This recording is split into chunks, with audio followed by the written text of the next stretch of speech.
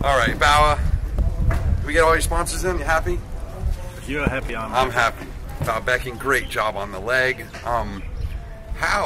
What was the trick? Give us the trick. How do you roll that boat? How do you have a knot more boat speed for minutes and minutes and minutes? How do you do it? Come on, give us the secret. I think we're just getting better. Even though we had quite a bit of time sailing the boat, I think we learned a heck of a lot during the first leg.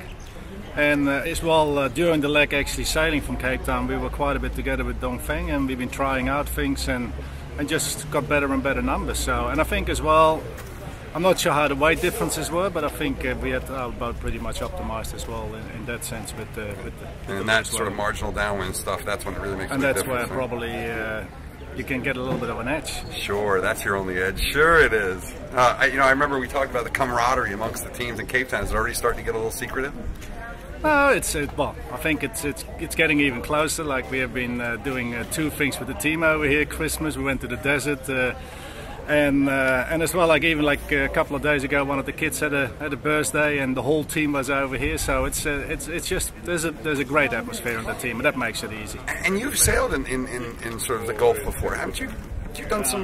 Did you do one of those Sailing Arabia, the tours or something? No, I didn't. Have you sailed here at all? No, I haven't sailed here at all. Well, even a better job in those fickle conditions, huh? Well, I think there's always one of these things, and I said even to Laurent as well, like when we went in, it's just like the Tour de France. You just have to take it step by step, and you still have to beat the opposition. So and always keep believing. I think that's the most important thing. Just like even when Dongfeng drifted around us, and all of a sudden we're 5 miles ahead. You just know there's always opportunities to come back. Yeah, and this next leg has plenty of them, right? There's plenty of it, but as long as you don't get left behind, because that's another possibility what can happen. Yeah. About you being able to really two-boat tune against Dongfeng for a long time. I mean, there's this. Because of the lack of practice time, that becomes massively important. I mean, the guys who have a chance, whether they're in the middle or in the front or at the back, the guys who have a chance to be sailing alongside another boat for a long enough time are really going to learn a lot, right? Well, it's still that little bit of things, of course. And I think, like what I said, we learned quite a bit in some conditions.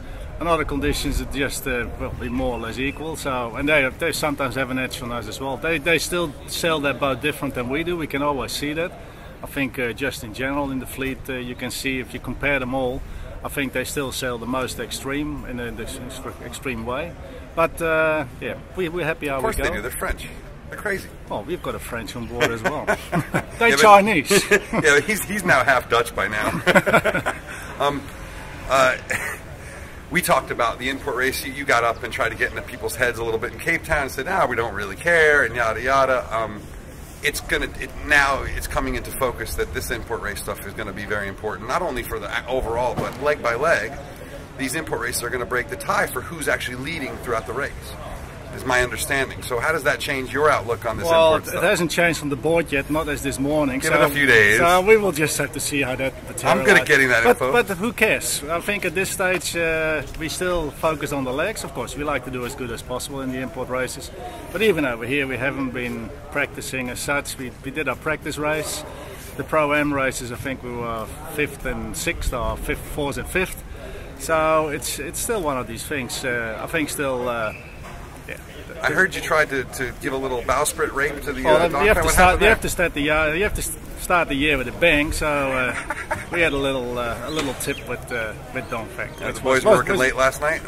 Oh, not too late, but of course it was a bit unfortunate. Yeah. But that's just sometimes how it is, and you can just see that's always what we say. You have to be careful, and then you can see that in the heat of the game, it's still getting closer than you probably should have. In the Pro-Am race. In the Pro-Am race. So the people were just cheering. You think you'll be able to keep the fiberglass or keep the carbon clean for this one? Well, that's always, you never know how it's going to happen, but yeah, of course, especially a day before, you don't want to have any issues in that sense. This is going to be just the import and the leg start, most likely. We've got the gradient really fighting the sea breeze. You can see, I mean, the wind switched back and forth 3 times already this morning. What does that present to you? And what you see is what you got. What you see is what you got. Just make the best out of it, because you can't make a prediction. You can have all these guys and meteorologists and say, oh, it's going to happen like this.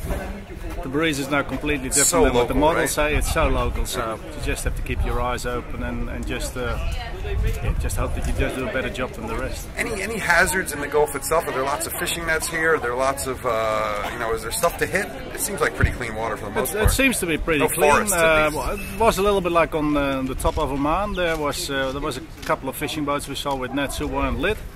So yeah, just throw the dice and you don't hit it at night time. Any worries at all about piracy with all this going on? Or it's out of your head? Yeah, it's just, you didn't see anything crazy out there? It's just one of these things. We know that the Strait of Malacca, I think, is having a potential risk, but then the advisors of Volvo say they don't target pleasure crafts, because in that sense we still, of course, pleasure boats, and they're going for the commercial ships. But never say never, and the other thing is, if it happens, just put your hands up and say, please take everything and keep everybody alive. I think that's the only thing. Not much to take off the boats. There's some electronics. There's still quite a bit of electronics over there, what could be a bit of money worth. All right. You got any weapons on board? It's just the brains. Just of the your guys. boys. Yeah. All right. Well, good luck today and good luck in the leg, man. It's good to chat with you always. Thanks for writing the stories too. You're a great writer.